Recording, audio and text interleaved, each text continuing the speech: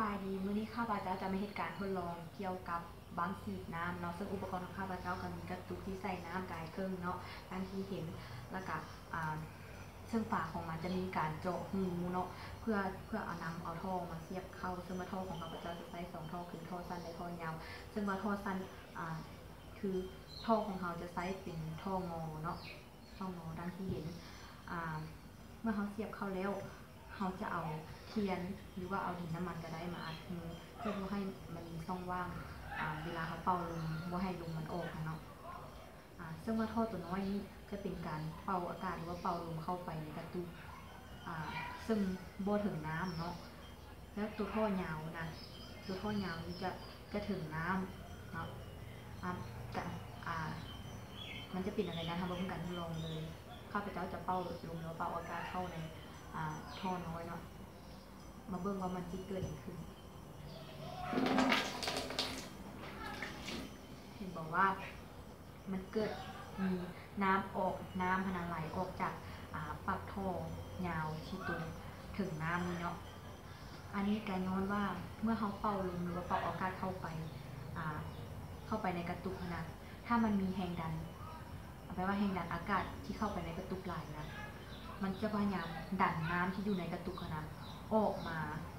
และออกมาตามช่องว่างเนาะถ้ามันมีหูมันก็จะออกมาตามช่องว่างก็คือหูของท่อตัวที่ยาวนี่เนาะเราจะสังเกตเวลาเขาเป่าลมไปแล้วน้ำมันจะไหลออกมาจากปากท่อตัวยาวนี่เนาะ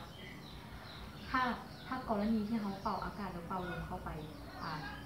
ด้วยแรงดันน้อยนี่เนาะภายในกระตุกน้อยเขาจะเห็นว่าน้ำที่อยู่ในนะมันจะมีการโบนก็คือป่าบอนเนาะและน้ำพนาเขาจะบ่เห็นมันออกมาจาก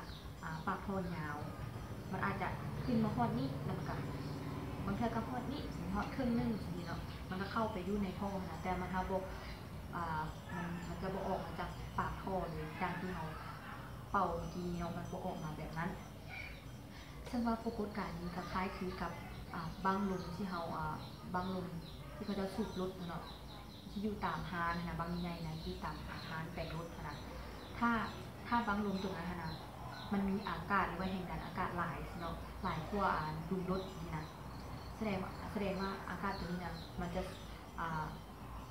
จะส่งให้ดุมรถได้เนาะไม่ว่ามันจะส่งลมให้ดุมรถเมื่อเวลาเรามีการสูบเข้านะดุมรถของเราก็จะมีการขยายตัวขึ้นเนาะถ้ากรณีว่าบางลมตัวนี้ค่ะนะบางลมตัวใหญ่นะมันมีแห่งดันอากาศน้อยใช่เนาะและมีแห่งอากาศน้อยกว่าดุมรถเมื่อเวลามาสูบเข้าดุมรถน้อยใช่ไหมมันก็สามารถเอาลมให้ดุมรถตัวนี้ได้เนาะซ้ำบนหนังนะถ้าดุมรถตัวนี้นะเอาลมเข้าไปหามันซ้ำเนาะเข้าไปหาบางลมตัวนั้นซ้ำมันลักษณะของมันก็เป็นอย่างนี้นะสำหรับวันนี้ข้าพเจ้าขอลาไปก่อนขอเข้าใจ